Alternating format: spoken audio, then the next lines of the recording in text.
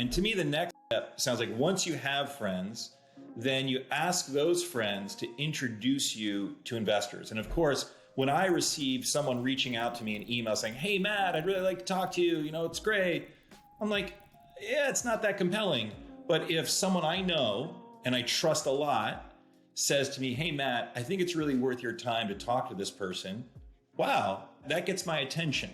And then, of course, if I get that introduction from one or two other people who I also trust, wow, now that person's got my attention. I will much more likely want to be introduced to them rather than a cold email from the person directly.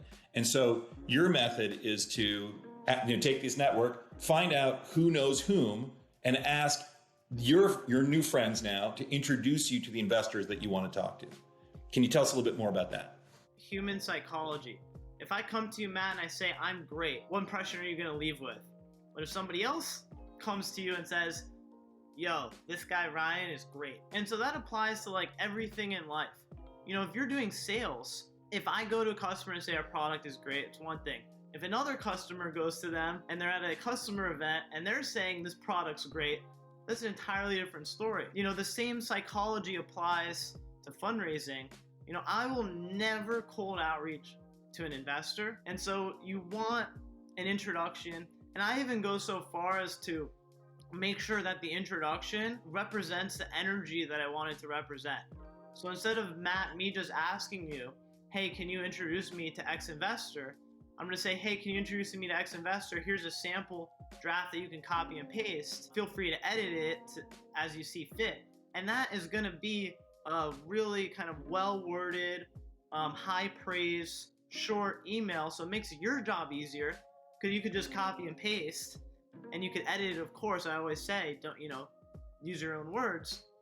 Makes your job easier and it makes the introduction ultimately more effective. And I think also, Ryan, it's common courtesy. If you're asking someone to spend time on your behalf to send an email intro, by you supplying them with a potential message, you're just cutting down the amount of time it takes them to send the message. It's common courtesy. So you're reducing the ask on their behalf. I will always do the work for anything, especially if someone's doing me a favor. So if an investor, if I'm asking them for references, I'll say like, hey, just send me their emails. I'll reach out to them. Don't worry, send me the emails of 3 or 4 founders, right? And so any opportunity I have, if I'm asking for something to show that I'm willing to put in the work to make the ask easier for you, I will take that opportunity every day of the week. Makes complete sense. I love it. And you also alluded already, Ryan, you said that just like in sales, just like a customer, and I think that's the key point of this. You named it fundraising, but you could have named it selling. You could have named it recruiting, because it's really the exact same process for all 3 of those things. It's people making a buy decision in you, whether with their capital or their career or with their money to buy a product. It's all the same process. The only question going through their head is, do I believe this person is going to make me a ton of money? I've come from an old school family and it's, follow the money, right? With any situation, follow the money. So you got to convince somebody that, one, you're a good person that they want to do business with, and that you're going to make them a lot of money. That's it. And we get really confused. I was helping another founder the other day who's like changing the world. He has an environmental company and it also has an amazing business model. Like whoever invests in the company is going to make a ton of money. But his deck was all about how they're changing the world.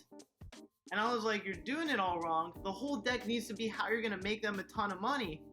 And at the end, what you say is, and you get to save the world by also investing in a paradigm shift of a business model in doing so. And so you have to recognize that that's what everybody's interested in at the end of the day, and show them that, you're also a good person as a byproduct.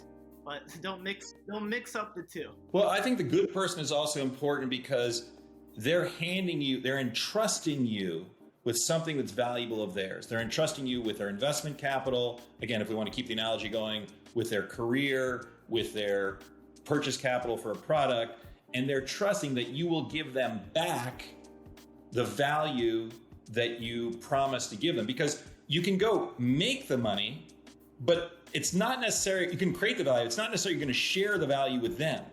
And so that's a key part in that trust. There's how do you know someone's trust? You can go and do reference checks on somebody, or there's this like direct feel that you have. So that, I think that's a great segue into the next section, which is once you've made friends and you've gotten introductions by them to investors, now you develop a relationship with those investors by having touch points with them, by having conversations with them. And these are not pitching conversations. There's no deck. There's no presentation. You can talk about the business, but it's a conversation back and forth. And there's also conversation back and forth personally about what things the investor likes to do in their life and what you like to do in your life.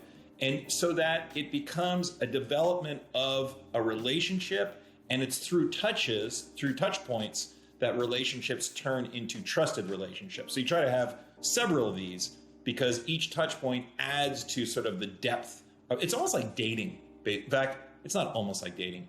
It is dating. So can you please share with us more about that? Maybe not the dating part, but the fundraising part. I can share more on that. So, right on. But it is. You're totally right with that analogy. Touch points are really powerful. So in any type of sell, I think about how to maximize high quality touch points. And because the amount somebody believes they know you is actually due to the number of touch points you've had with the person, right? I would rather have 4 half-an-hour calls with somebody than 1 2-hour call, right? Because now we've experienced each other in different, different times, different places. Even if I'm doing a sale, I make sure I get the customer's number. I'll text them something interesting. I'll just even ask a question like, hey, what'd you say your payment processing rates were? Just a random question on a day where they've had no communication from me, where all they're answering back is a fact. But all of these, even these small things, they count as a touch point. And so if you can build up 5 or 10 touch points, like even after meeting an investor, you can introduce them to other founders. It's kind of a power move. So you meet the investor and say, hey, like, I love their conversation. By the way, I have a friend doing this, I'd love to introduce you. I think you guys will really hit it off. And, that's another touch point for you that you could then email the investor a week later, say, hey, what'd you think of my friend? And talk about it the next time you meet. And so now you're peers, you're not pitching. And then Ryan, I loved how you equate meetings with texts, and they're touch points. I agree with you completely. And the text takes about 30 seconds. The meeting takes a lot longer. So you can very efficiently create touch points and create a trusted relationship without spending lots of time. Just a bunch of texts that are relevant. And another thing you said, which is really important, I think, is that it's about how much people know about you, but the way that they gain trust is how much they think you know about them. So by you asking these questions, hey, what are you doing here? What are you doing there? They're like, oh my gosh, he actually cares. He actually wants to know about me. And then I imagine you, of course, remember these statements that people make to you, and you reflect them back to them later. You probably say things like, hey, you shared with me that these are the rates you're paying for checkout. Just the fact that you remembered what I shared with you shows me that you actually care enough to remember it. You actually taught me this early on, and I never forgot it. You said that in selling or in any relationship building, your default response should be to repeat back what the person just said. I've used that since you told me. Like on almost every conversation, I will just say, so it really sounds like, you want this and you are concerned about this. Did I get that right? And that's the most powerful thing you can do. And the good thing is it doesn't take any ingenuity, no creativity. You just have to repeat back what you heard, and you're earning so many points with that person. So Matt, I have you to thank for that tactic. You are too kind, Ryan. As in everything you do, you take a good idea and you make it way better.